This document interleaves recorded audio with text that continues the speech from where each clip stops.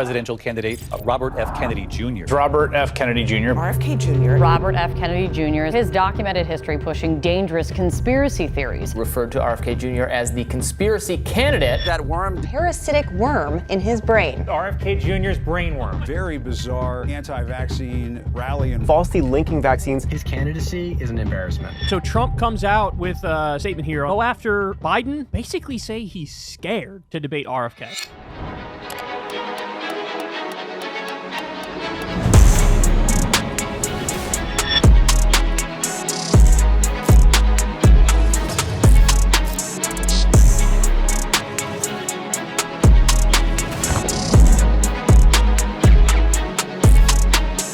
Mr. Kennedy, thanks very much for joining me this morning.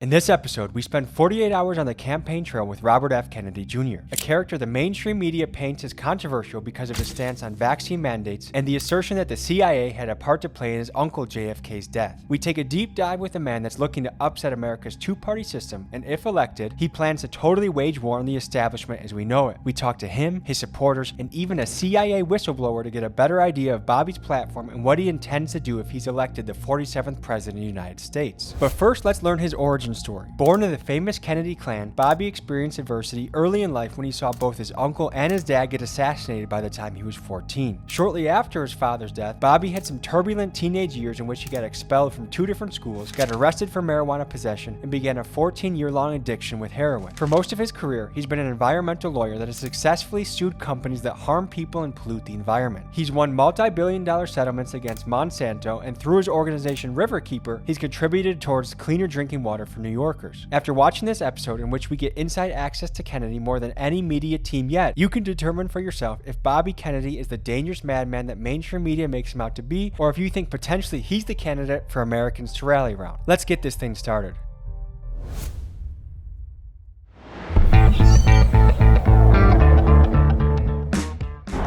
Ladies and gentlemen, we're here in Denver, Colorado, and today we're interviewing presidential candidate Robert F. Kennedy Jr. And guys, the America that we're in right now is an America in crisis. It's arguably more divisive than it's ever been, maybe other than the Civil War. We have a debt that is spiraling out of control, $35 trillion, more than 6 figures per American of national debt. We have inflation, people barely able to pay rent, buy groceries, pay the electric bill. Homelessness is out of control. And we have these government agencies that aren't working in our best interest. The people that are in charge of the food are the ones that are ensuring that there's poison in our food. The people that are supposed to be regulating Big Pharma are profiting from Big Pharma. We're gonna get on to that later today. It's with great pleasure in this channel that we're gonna be interviewing Robert F. Kennedy. We would like to interview all of the candidates. So the Trump team, we'd love to talk to you. I know you're gonna be in Milwaukee for the RNC. The Biden team, we'd love to talk to you too. We wanna spend a day with you, get to know you, and see what you're about.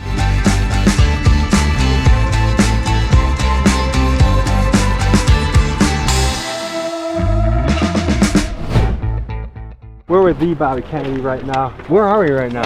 We're in Conifer, Colorado. And we're about to zip line. That's why we got this get up on. This is a cool way to raise funds. It's one of our outings we do. We've done a bunch of sailing outings. We've done falconry. We've done this one. And if this is your first time hearing RFK Jr., you might be wondering why his voice is like that. You're not the only one. Let's explain. Your voice is raspy. Why don't you explain to our audience why? when I was 42 years old, I got struck with a disease, a neurological disease, an injury called spasmodic dystonia, and it makes my voice tremble. We're not allowed to make money from large donors. The largest donation we can accept is $6,600. Biden administration, the Trump administration can get $1 million per donor. How is that allowed? It's a loophole. The parties are allowed to raise unlimited amounts of money. The individual candidates like myself are only allowed to raise maximum of $6,600 per donor. Let's bring you up to speed on the history of third-party candidates in the United States. The last candidate to win the election from a non-mainstream party was Abraham Lincoln in 1864 when he won the ticket on the newly formed Republican Party. However, that's not to say that independents haven't made a strong show in recent years, like Ross Perot did in 1992 when he captured nearly 19% of the vote. One reason why guys like Bobby Kennedy have surged in popularity is due to what Americans perceive as the uniparty. That's the term for the idea that although Democrats and Republicans show disagreement over social issues, they vote almost unanimously when it comes to things like war, raising their own salaries, and increased surveillance of the American people. While many state that a vote for a third-party contender is a wasted vote, others say history proves that victory is possible. With that being said, convincing Americans that he can win will be one of Kennedy's great challenges. That's why they have billions. President Biden will have $3 billion.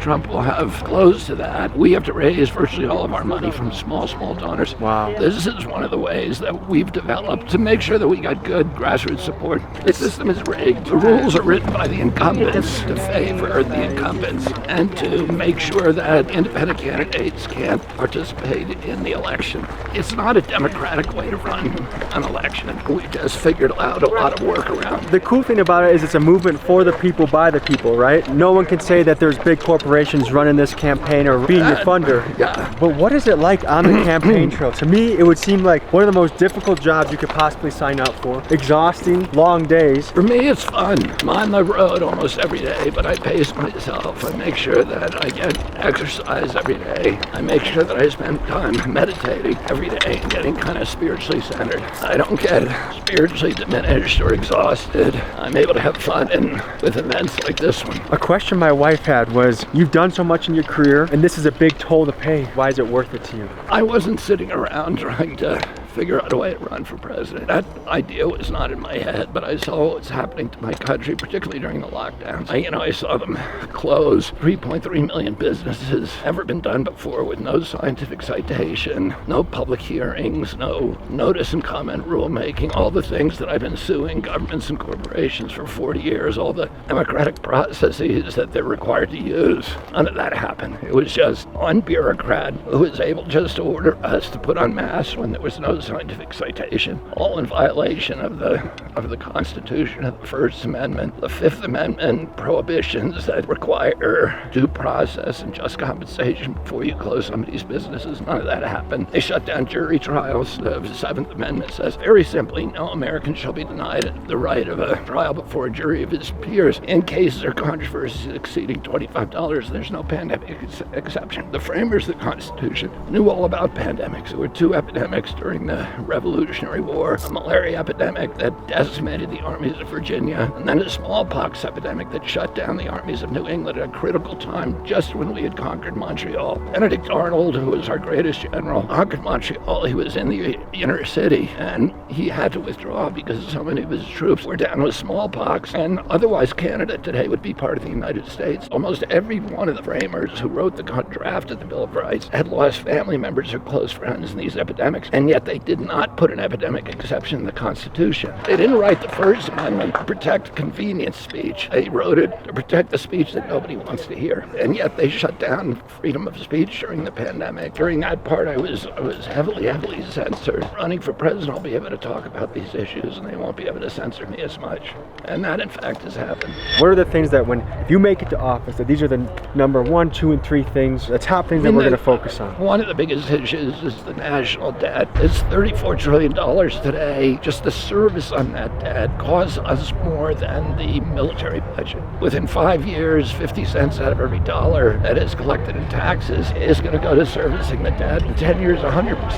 That's existential. The forever wars are existential. They're isolating our country in the world. They're causing, BRICS, which is going to end the American dollar as global reserve currency, which will be devastating. It'll make the Great Depression look like a cakewalk. It's crushing the soul of this country. So we got to end it. Neither of these presidents are able to do that. They presided over it. In 4 short years that each of them were in office, they ran up half of that $34 trillion debt. Which, to put in perspective for the people back home, it's over 6 figures of debt per American citizen, which is an absurd amount. Yeah, and in the last 100 days, we added another $1 trillion to it. President Trump, during his 4 years, spent more money than all the presidents before him combined. When we get to that 10-year mark, if nothing changes now, what's going to happen when more than 100% of our tax income is going just to servicing the debt? What happens to America at that point? Well, our country at that point would go bankrupt. One of the other existential threats to our country is the polarization.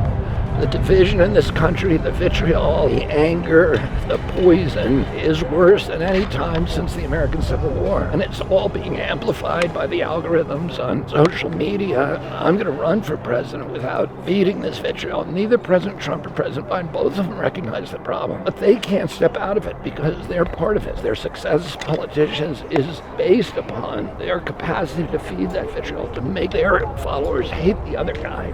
I'm going to be respectful to both of these candidates. I'm going to criticize them for their policies. I'm not going to criticize them personally. If I'm successful, Americans are going to forget that they're Democrats or Republicans, and they're all going to remember that they're Americans.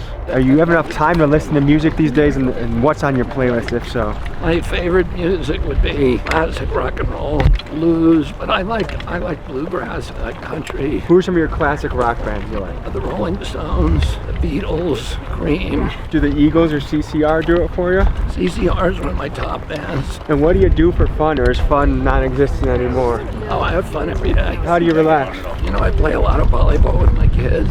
I play a lot of water sports.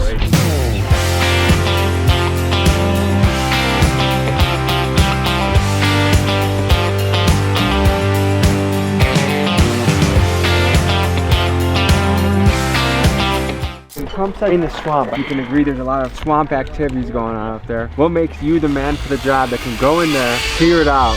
The swamp really is the regulatory agencies, and, particularly since the Citizens United case. Let's talk about money in American politics. In 2010, the Supreme Court ruled in favor of Citizens United, and this has opened the floodgates for money to flow into politics. According to OpenSecrets.org, in the 10 years since Citizens United has passed, over $4.5 billion has gone through our political system. This ruling has allowed elites to bend the rules to their favor. For example, it allows hedge funds to own thousands of single-family homes, while the average American can barely afford one. It allows big pharma to fund puppets that reduce regulations for them, often to the detriment of the American people. In effect, it allows our system to be sold to the highest bidder. And in today's economy, where 56% of Americans can't even afford a $1,000 emergency, much less the money to fund campaigns, it leaves the common man at a severe disadvantage. Folks, last time I checked, the people who serve in government are supposed to be public servants that do things for the people, by the people. But for some reason, these greedy little have forgotten that. In order to drain the swamp, you have to end that corrupt merger of state and corporate power and return the agencies to their initial job, which is to serve the public interest. They don't do anymore. They're serving the mercantile interests of the companies and the industries they regulate. Most politicians, including Trump, I think President Trump, intended to drain the swamp, but you get into political office and you see an agency like the CIA, which has 20,000 personnel, or NIH, which has even more. At every level of that agency, there are individuals who could commit a civil disobedience to embarrass a president if the president adopts a policy that threatens their power centers. The presidents realize that as soon as they get into office, and they become scared of the agencies, and they become scared of tampering with them, and so they never actually drain the swamp. Instead, they bring in safe people to run them. And if you look at the Trump administration, it was mainly corporations who were then put in charge of the agencies that are supposed to regulate them. And I feel like I'm in a unique position to actually change the corporate culture of these agencies, because I've sued almost every one of them. When you litigate against one of these agencies, you get a PhD in corporate capture. You understand who the individuals are who are corrupt and who have to be moved. I know their names in many cases. So, for example, FDA gets 50% of its budget from the pharmaceutical companies. Of course, they know that they're working for pharma. They're not working for us. NIH has a policy now that was adopted in 1980. Individual scientists who work for NIH can collect royalties on products they regulate. Well, that is crazy. Those are the people that you want finding problems with those products so that we don't get exposed to dangers. But they now are paying for their mortgages, their boats, their alimonies, their children's education. If that product gets to market and generates royalties, they get to keep them, so they have an incentive to close their eyes. I'm not scared to know how they work, and I know who has to be moved, and I'll actually do it. So when I was 18 in Africa, I got that bird and trained it. And what's the term for this? Either falconry or hawking. There, you can see that bird coming to my fist. Those are falcons, and that's one of my dogs. And you hunt with the dog and the falcon there. How do the dog and the falcon interact? Well, the dog points on the game, and then you put the falcon up. The falcon will go 600, 800, 1,000 feet up, and then you get the dog to flush. When the game gets in the, it's a duck or a pheasant gets in the air, falcon will drop down at 140 miles an hour and will knock the bird. There's one of the birds you see with the hood on. You picked up a snake? Were you a little scared when you did that? No. I've been picking them up my whole life. Is that you as a boy? Yeah, that's from me when I was a little kid. You had nice fashion sense as a kid. Do you plan on bringing hawks or falcons to the White House? I would probably keep some at Camp David. Besides your uncle, who would you say is the best U.S. president of all time? I would say Lincoln was the best, Washington, Franklin Roosevelt. What do you think of Teddy Roosevelt? Ulysses Grant. I love Teddy Roosevelt, but he did a lot of sketchy stuff too. I didn't like Reagan's policies, but I like the fact that Reagan was able to inspire Americans and give them a sense of purpose and a sense of greatness. I think anyone out there watching this in America, they should be excited. They should be ready to contribute. They should be ready to work hard. They should be ready to make this country what it is, because we have had an exceptional country, but a lot of people feel like we're at the edge of a cliff, and some people feel like we actually jumped it off already. We're off the cliff. Can we climb back up? Yeah. I don't care who you think you're gonna vote for, but as an American, you should be excited to contribute, because together we can build something remarkable. America has been a remarkable place for a long, long time, but there is this common sentiment that we're dipping. But we get to put in the sweat equity and make it a great place, and love our families, love our neighbors, love our countrymen, and unite. And I think that's what we're really looking for. Whoever is gonna win in 2024, we need someone that can unite the people and someone that can get that pep back at our step. Like, we're Americans, goddammit.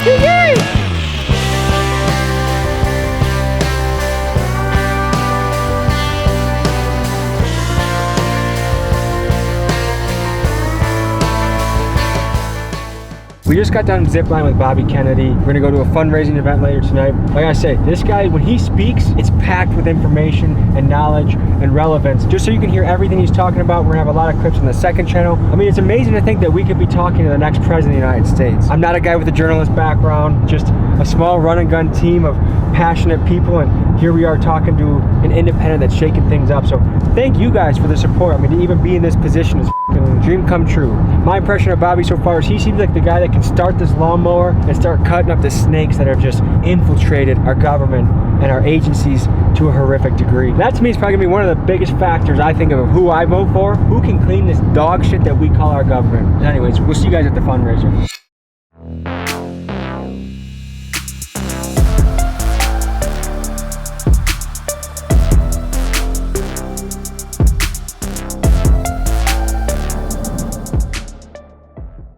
We're here to Bobby Kennedy fundraiser out in Colorado. It's beautiful out here. One of the big challenges of the campaign will be getting the boomer vote. He's polling really well at under 45, but over 45, not so much. I want to know what he wants to do to capture that vote, and also all these people that are gathered here today. What is it about Bobby Kennedy that is getting them out of their house, rallied up, and excited to be here and openly supporting a guy that some people think is controversial, but other people think is the hope for America? What makes you excited about Robert F. Kennedy? I grew to view him as an honorable man. I've never felt that way about a politician. I've never felt like somebody they're talking the talk and walking the walk. Because I believe we need choice, and he stands up for choice. I also love his views on the environment, and I love that he's middle of the road. I like that he's not anti-vaccine, but he actually is about getting informed decisions before making those choices, and then people need choice. Some candidates have the best spiel, the best pitch, they say all the things you want to hear. For me, I'm always looking for the person, even if I don't agree with everything they say, that what they say is what they mean. And he speaks from his own core convictions, which is why he can go on like these podcasts and like anybody on the street can ask him anything, because he doesn't have to think and manufacture anything. He's speaking purely from his conviction. Do you think he's the guy that can unite America? I think it's difficult for America to be united in any context right now. I don't think anybody can be like this notion of the great unifier. And I don't think we should look to politicians to unite us. I think that's like a personal thing. Like, let them go out there and do dry political shit. It's not their job to unite us. Like, that's our job to unite ourselves. The humility of this man is extraordinary. I believe he is carrying, or is being carried by, a change that's happening, a peaceful change that's happening in the world, where there's a redistribution of power to those who add value. There's been so much political division, right, left, Democrat, Republican, good, bad. Like it gets exhausting. And then when you see a candidate like Bobby Kennedy, who really just represents the ideals of what America stands for. What's been happening over the last 12, 15, 20 years is, we get a president in, they fill the cabinet and all the positions with the people they like. Then they get out and another president comes in, they fill the position cabinet with the people they like. It becomes this back and forth slinky. Like the needle never moves. And I believe Bobby is the one to really bring people together in a way that we recognize our humanity again.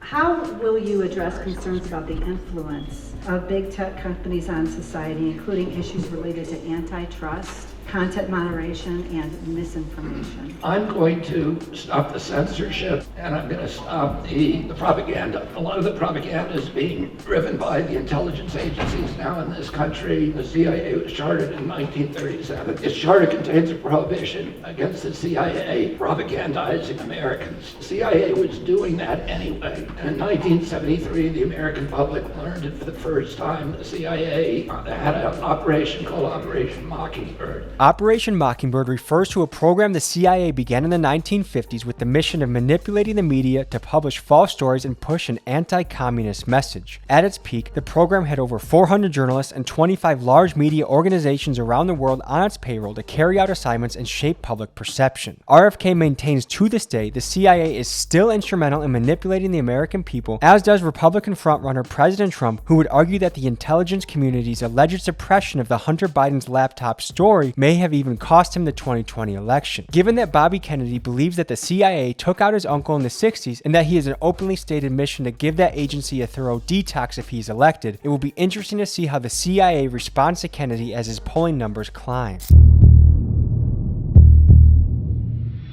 We're outside the fundraiser. We're here with Pedro, who is a ex-CIA guy and also has a book, Whistleblowing on the CIA, and that's one of Kennedy's big subjects, is cleaning up the CIA so it works for the people. What can you tell us about the inner workings of the CIA that the American people should know about? The CIA, the creation of the 1947 National Security Act, and its original foundation was to become a center of analysis to keep the president fully informed of world affairs, to avoid another Pearl Harbor type incident. But yet here we are, 2024, and we've had intelligence failure after intelligence failure, and the CIA has failed in its mandate. The reality is it has become just another government bureaucracy that spends a lot of money, despite the fact that they do some good work. We've had significant problems, 1950s, 1960s, going into the 70s, disclosed through the Church Committee about significant abuses of power, CIA basically staging coups, manipulating Americans. All over Central America especially, but all over the world. How long did you work with the CIA? I spent 18 years at the CIA, and in my 18 years, I did basically just about everything you can do. I started an analysis, certified as an analyst, President's Daily Briefs, Senior Executive Briefs, briefings to seniors, briefed DCIAs. What's something in the modern era relevant to people, something they should know about the CIA or something that you're blowing the whistle on? The rule of law. If a government agency or a presidential administration does not obey the laws of the land, we're basically becoming a tyrannical form of government. He's pulling votes away from both Trump and Biden. There is no reasoning whatsoever not to give him Secret Service protection. I've never spoken with an ex-CIA agent before. Happy that I did, and I'm proud that you're with me today. Thank you. Thank you. God bless you. God bless you too.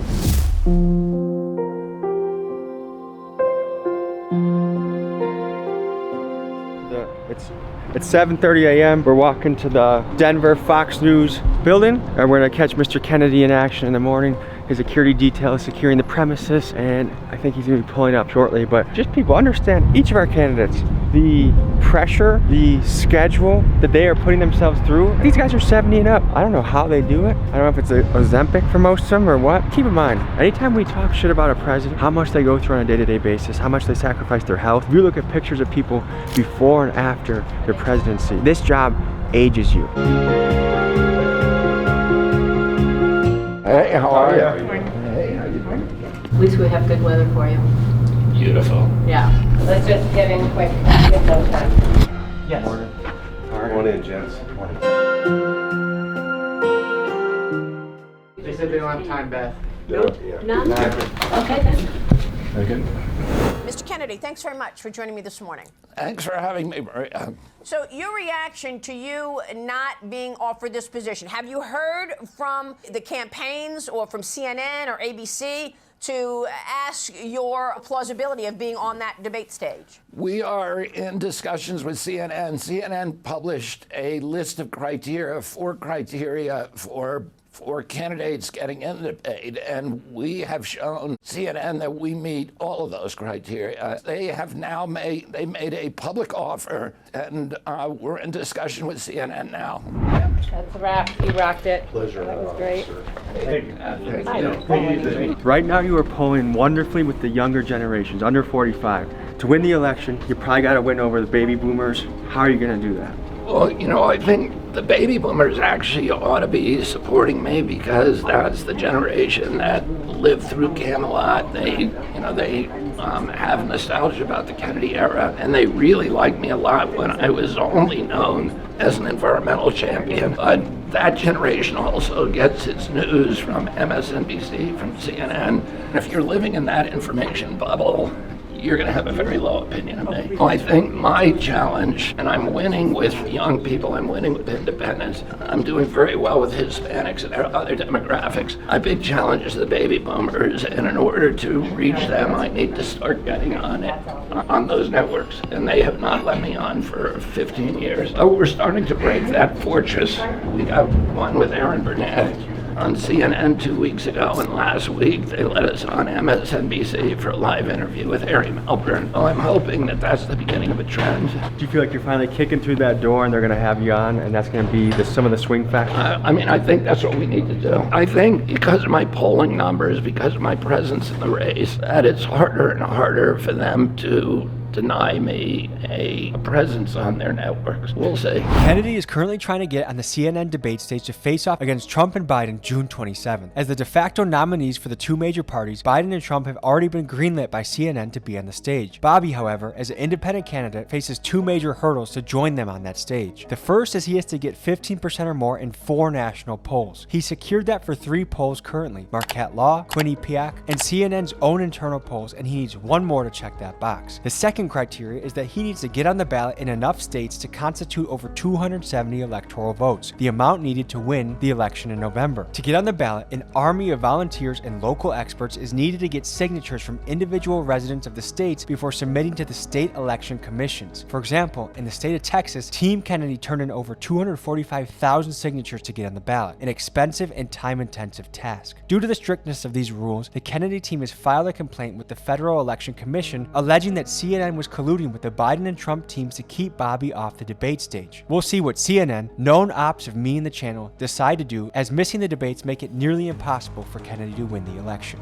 For Kennedy to get on the stage, he's going to have to get 4 major polls that CNN will accept at 15% or higher. One of the major polls in the country is actually in Milwaukee at Marquette University, so we're going to head there, talk to a guy that runs the polls there, and dig into this issue just a little bit more. Here's what we learned. From your estimation, RFK Jr., is he in the running to be on the debate stage? Oh, I think he's very much in the running to get on. If we think that he's really running at about 12% support, but you look at 20 different polls, there's a good chance that with the margin of error, some of those 20 will bump over 15%, even if he really is just at 12. So there's a great amount in this country that consider CNN to be a propaganda machine, not a trusted source of media. Should Americans trust who they pick from the polls to certify RFK? Yeah, I think it's fair to say that the range of pollsters and the way the pollsters try to recruit a random sample of the public is pretty good. I don't think there's much there. When it comes to on air and shows and how questions are framed, not in the poll but in the debate, well, I think that's where you might see the partisan leanings of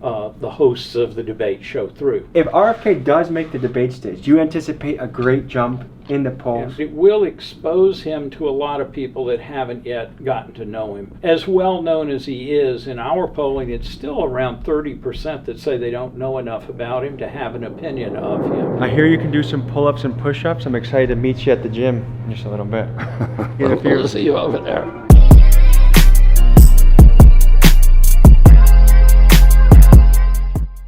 We're waiting at a gym. He's gonna pull up. We're gonna get a lift in together. But like, you get to see behind the scenes of the security apparatus. Like everywhere they go, they have to be on their pivot. There's multiple SUVs pulling up, guys in suits, earpieces, and sure enough, he showed up in his jeans. I got a very critical question I gotta confront you on. Some people say the rumors that you skip leg days. I did leg day yesterday. You did leg day yesterday? Yeah, I lift a lot of weight on leg day. Okay, and what do you got? What do you got today? They haven't do polls.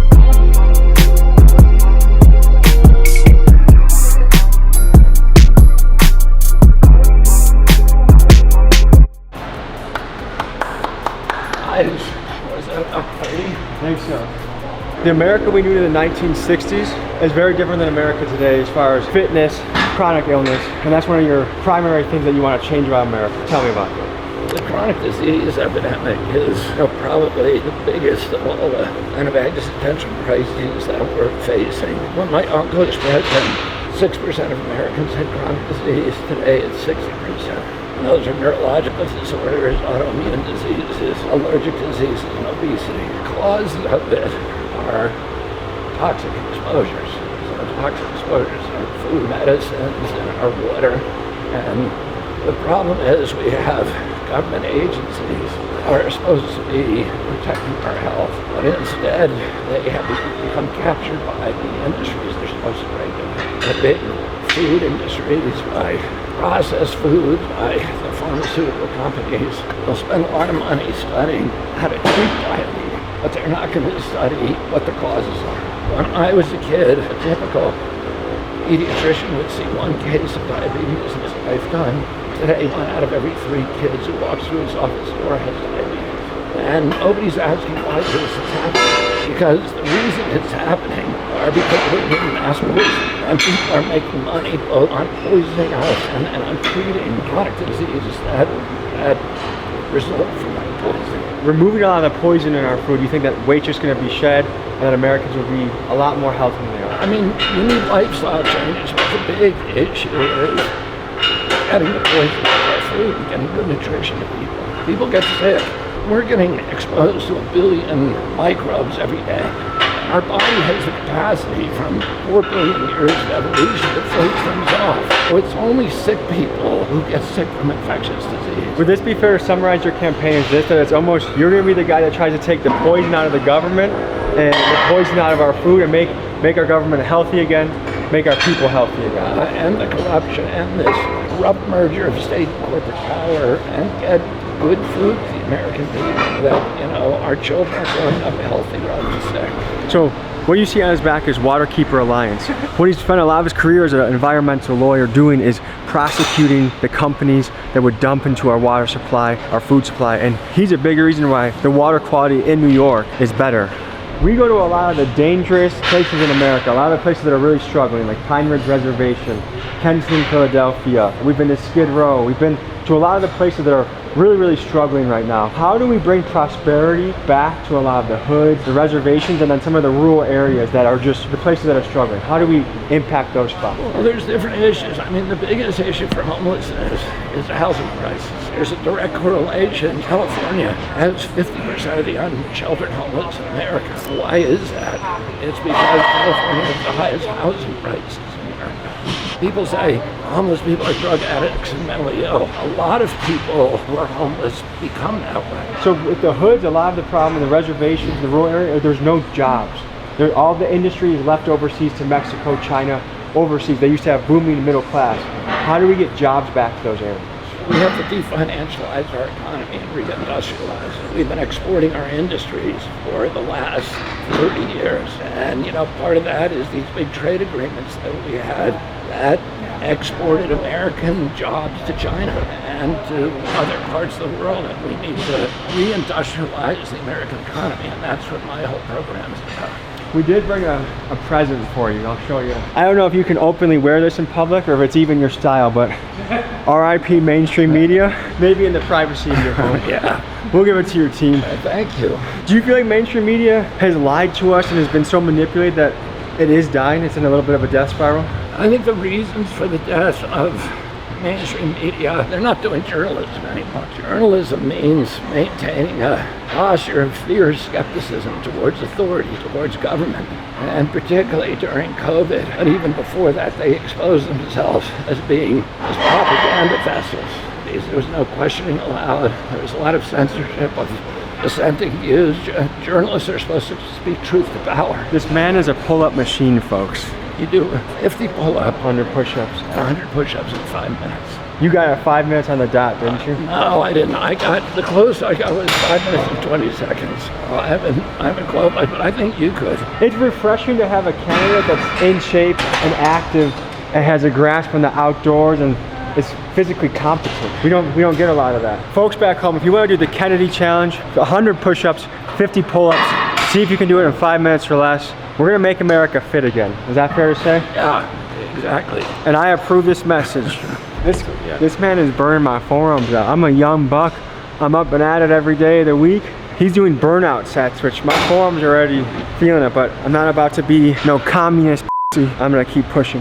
I got another whopper. One of the major conflicts in the world right now, Israel-Palestine. How do you end that conflict and bring peace back to the world and the region? I'm against war, and I think over the past 100 years, there's been only one moral war that we fought, which is World War II. All the other ones were wars of choice. In World War II, we were attacked by an implacable enemy that was sworn to the destruction of all of our values, of our sovereignty, of our country. Israel today is in the same position. It was attacked not just on October 7th, for 16 years preceding that, since Hamas took over Gaza. I'm very pro-Palestinian. I've spent a lot of time in Israel with Palestinian friends. I've been to the West Bank. I met with the Palestinian Authority. I have friends in Gaza.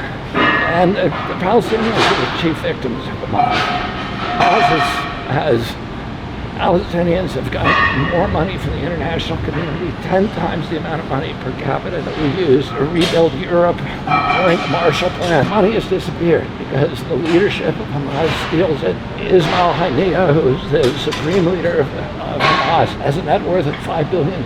They use the other part of the money that they don't steal to buy weapons and to build 300 miles of tunnels. They have hijacked Gaza for the single purpose of destroying Israel. And they say in their charter that it's a crime against Islam to even negotiate with Israel. So I don't see what Israel people are saying we should be demanding a ceasefire, but then what?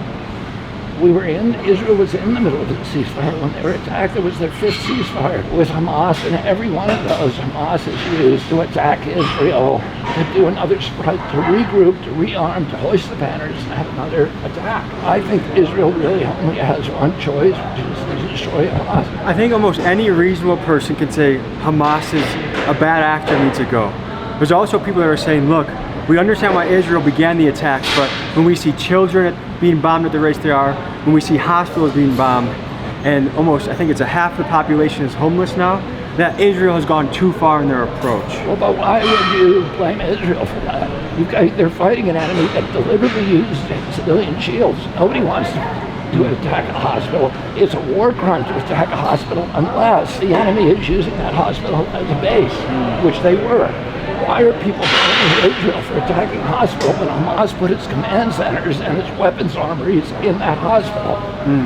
Now we need to start pointing the fingers at the people who are responsible for the civilian casualties. If there's a bank robber who grabs his hostage and is firing over the hostage's head at the police and other civilians, the police shoot him and by mistake kill the hostage, who do you blame for that? You blame the police? No, you blame the bank robber. So why are we blaming Hamas for what's coming? We shouldn't reward terrorism. So the onus is on Hamas. They made the attack. They're using their people as shields. If they truly cared about their own Palestinian people, they would end it now. They would end it or fight a military battle. They have 40,000 troops. Don't hide behind women and children. It's very cowardly to do. Yeah, and that's what we should be talking about.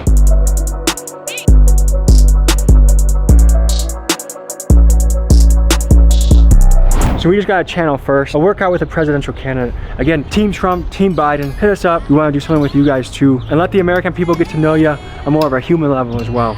All right guys, we'll see you at the rally.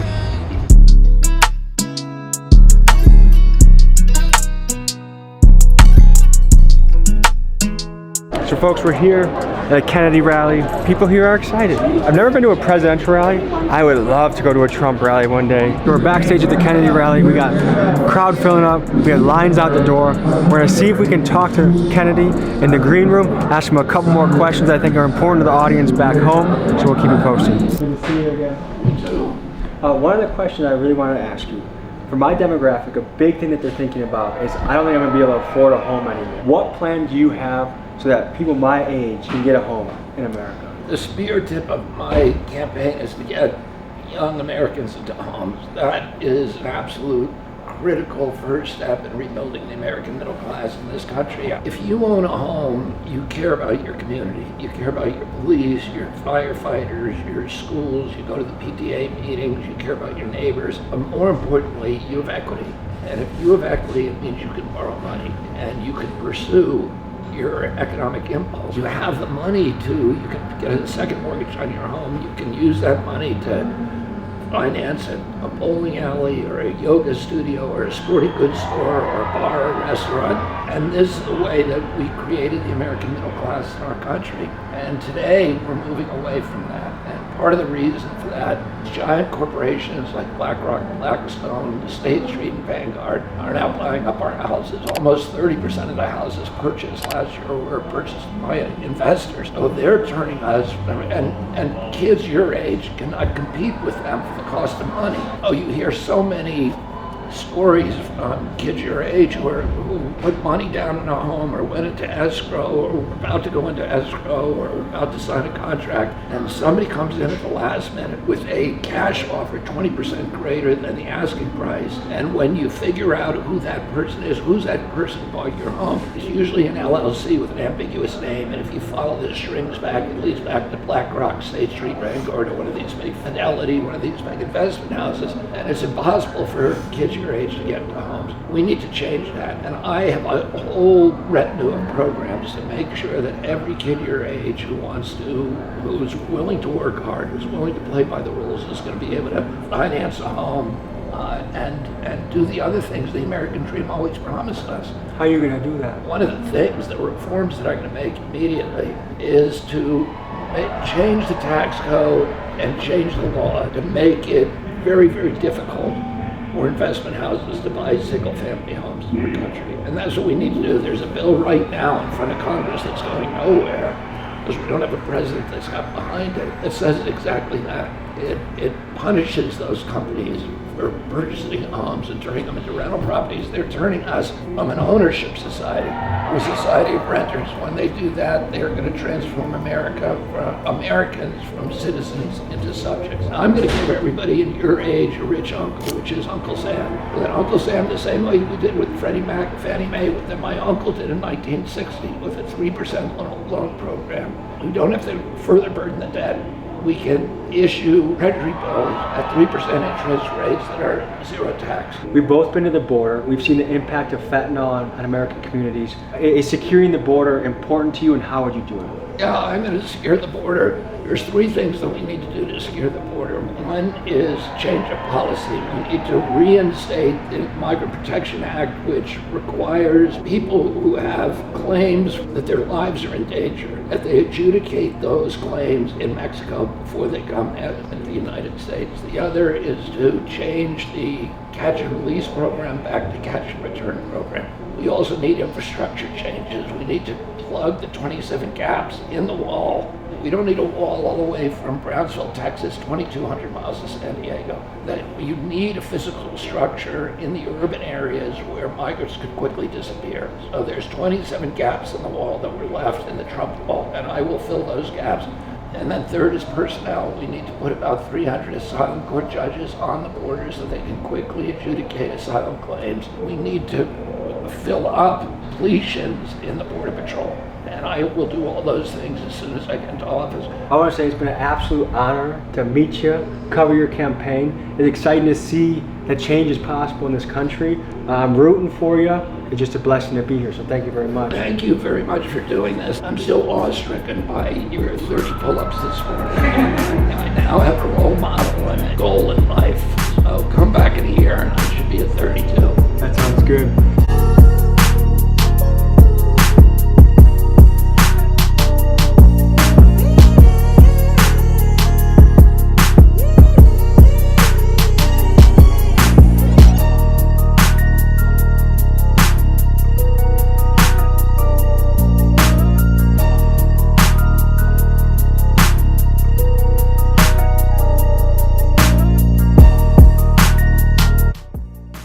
I said this last year, if you give me a sword and some ground to stand on, I will win your country back for you. God bless you, and God bless America. Thank you all very, very much.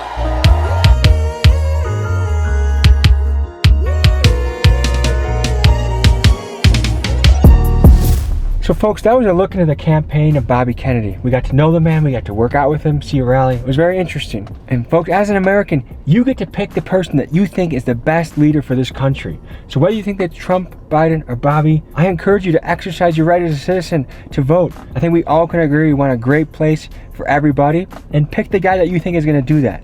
If you think Bobby is that guy, you can donate to his campaign. The link is in my description. And the Biden team, Trump team, hope to hear from you. Thank you guys for joining me on this episode. We'll see you next week.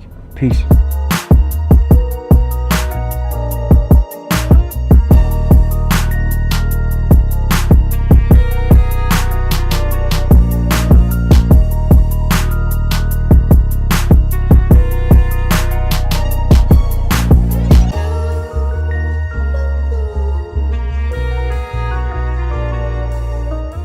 Folks, hope you enjoyed this episode. You want to watch another? Here. You want to subscribe? Over here. See you next week.